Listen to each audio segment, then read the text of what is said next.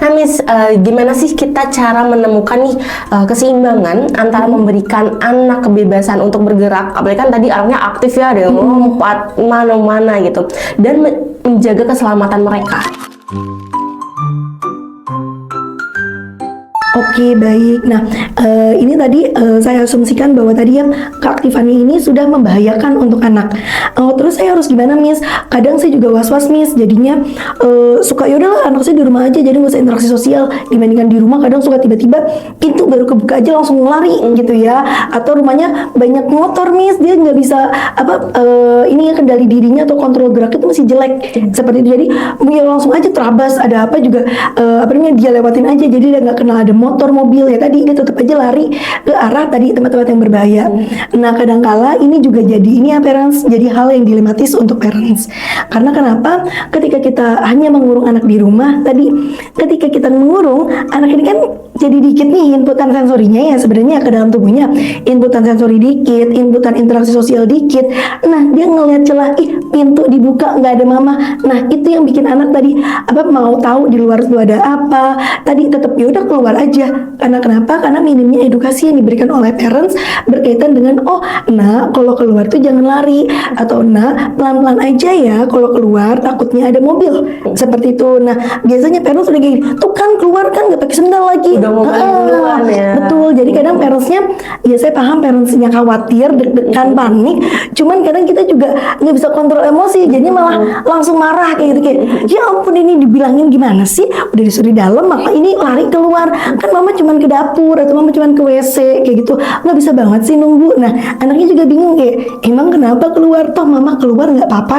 Seperti itu. Karena tadi minimnya edukasi ke anak kita, tapi pas anak keluar dia diomelin, sebenarnya dia nggak paham. Karena kenapa kok aku doang yang diomelin, mama keluar nggak dia marahin, bapak keluar nggak dia marahin, bahkan kita harus dadah kalau papa keluar untuk bekerja. Seperti itu. Jadi memang tadi ya untuk satu keselamatan anak, ya tadi kita bukan dikurung anaknya di rumah aja, tapi kita edukasi kalau keluar kita paham anaknya tadi pasti maunya lari ya gitu ya. Yang kita kasih tahu, tidak berlari ya. Coba tadi tidak boleh berlari.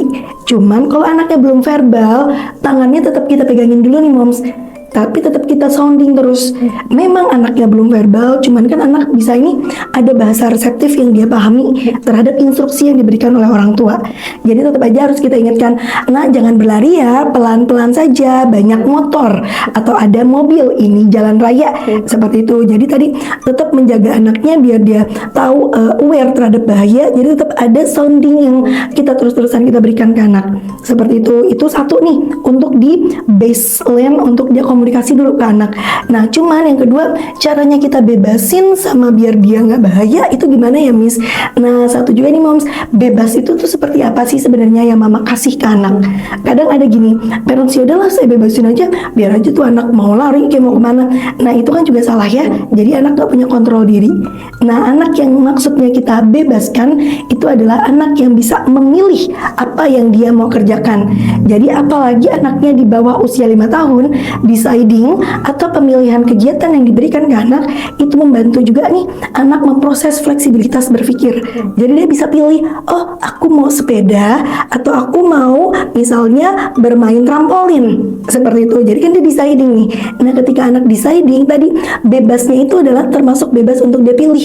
Cuman bukan bebas gayanya dia trampolin mau sambil duduk-duduk atau dia sambil tadi lempar-lemparin hal-hal yang berbahaya, itu nggak termasuk bebas ya parentsnya. Itu kan juga harus tetap kita jaga. Jadi tadi keselamatan itu tadi cenderungnya ada di parents untuk memberikan instruksi-instruksi tertentu terhadap anak. Tapi bebasnya bisa terhadap deciding di kegiatan-kegiatan tertentu. Seperti itu.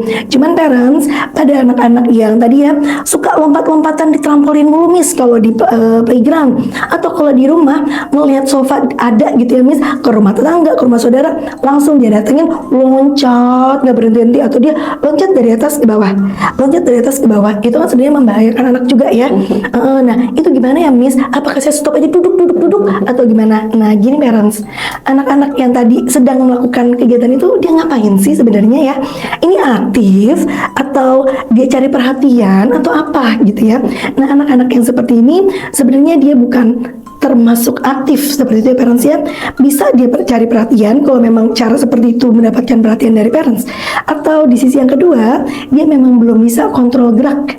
Atau yang ketiga, apa yang dilakukan, dia sedang menginputkan yang namanya sensori vestibular dan juga sensori untuk proprioseptif seperti itu. Jadi dia mencari nih tekanan-tekanan di sendi-sendinya ketika dia meluncur peluk gitu ya, dia loncat atau dia tadi terus-terusan loncat di sofa. Nah, itu kan menginputkan ini di sendi-sendi kakinya anak, di sendi-sendi ini badan-badannya anak. Nah, itu dia mendapatkan inputan-inputan di pressure tersebut yang dicari-cari oleh tubuh.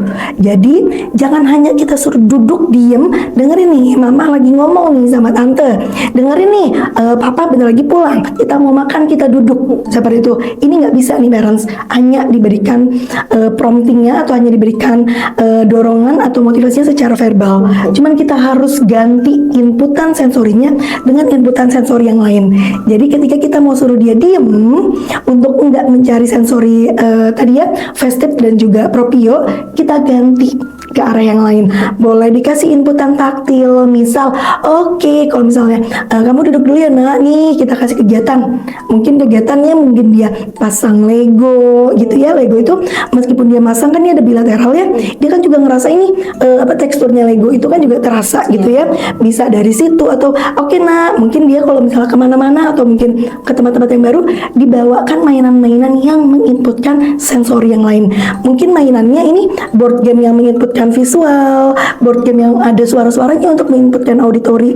Jadi anaknya bisa fokus terhadap apa yang harusnya dia kerjakan seperti itu. Jadinya vestit dan propionya juga bisa agak sedikit ditekan oleh kebutuhan tubuhnya anak seperti itu. Jadi tadi ya kebebasan dan juga tadi keselamatan itu dua-duanya deciding dari parents, tapi mohon dibantu untuk tetap dikomunikasikan. Karena bebas itu bukan berarti dia bebas kemana aja dengan gayanya dia, tapi bebas itu dia bisa decide apa kegiatannya seperti itu. Tapi kalau bagaimana cara melakukan kegiatan itu, mohon banget parents, silahkan tetap diinstruksikan.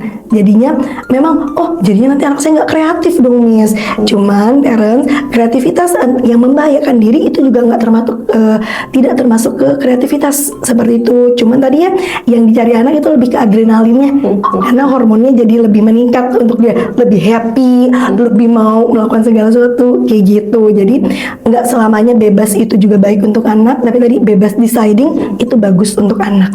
Jadi bebas yang diarahkan ya Miss ya, bukan bebas yang bebas sana gitu ya. Betul Miss. Oke, nah Miss, ada nggak sih strategi khusus nih untuk membantu anak yang aktif dia bisa tetap konsentrasi pada satu tugas yang dia lagi kerjakan?